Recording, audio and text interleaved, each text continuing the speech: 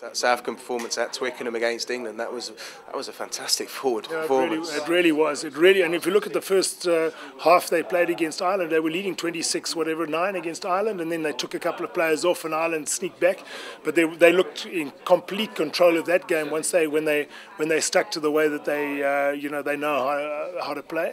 They've got great ball carriers, big forward ball carriers. They don't play it a long way away from their pack, and held on to possession. England was starved of possession. They put a lot of pressure on your first phases. They're suddenly winning 3 or 4 or 5 of your line-out throws. They're winning 100% of theirs, and you're looking at playing with 30% possession, and that's very difficult. So South Africa definitely found their way back into what works for them.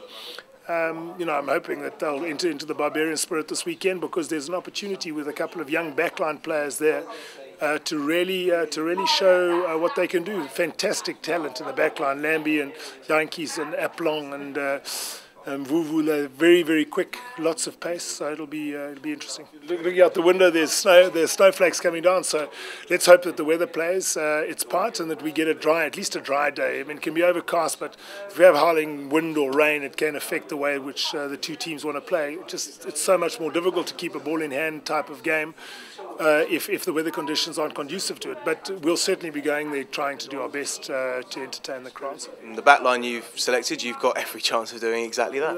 But you see, this is probably one of the best backlines you can select in world rugby.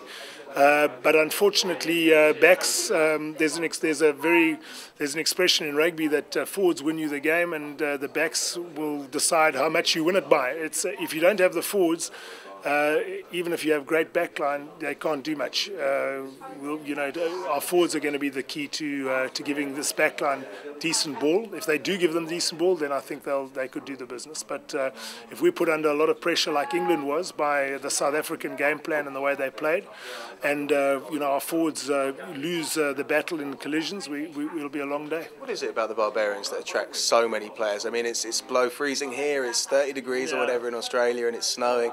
But what is it about the Baa-Baas? Well, I think that every international player who's played in this during this week goes back and he just says to his mates, "This is the best fun I've had before any international game in my life." They get royally treated. It's unbelievable. We're staying in this wonderful hotel. The guys get taken out to magnificent restaurants. There's very little pressure put on their time from a practice point of view. We have 6 hours, including the game, to work. We do 2 hours work on a Tuesday, 2 hours work on a Thursday, and we play the match on Saturday. So the total amount of work they put in is 6 hours. Now, that is not a lot to ask a player, even if it is at the end of his season.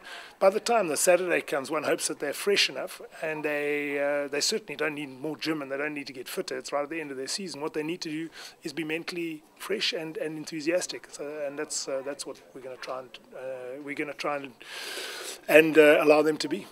If New Zealand lose this World Cup, then there'll be a lot of people very, very, very unhappy in New Zealand. I mean, because they've been given everything. The coaches have been given everything. They've prepared the players as best they can. They've had 7 years. It'll be the 8th year that this coaching group is together. They've gone through a year this year where they've won 14 out of 15 games or whatever it is. They are so dominant. They've got so much competition for each position, and they're playing at home. So, there's going to be a huge amount of pressure on them because they are the out-and-out favourites without any doubt at all. Yet there's a side like South Africa that, given the right circumstances, playing the right sort of game, physically they are easily able to compete with New Zealand. They can cause an upset. You've got Australia, who have got a game now which is in attack, certainly one that can match the way the All Blacks play. So they, on a good day, could perhaps surprise them. Depending on England and how they develop, they're a side that's certainly got a scrummaging side, a pack that can hold any Southern Hemisphere team, and produced a game against Australia that showed that they've got packs. So they could produce a surprise.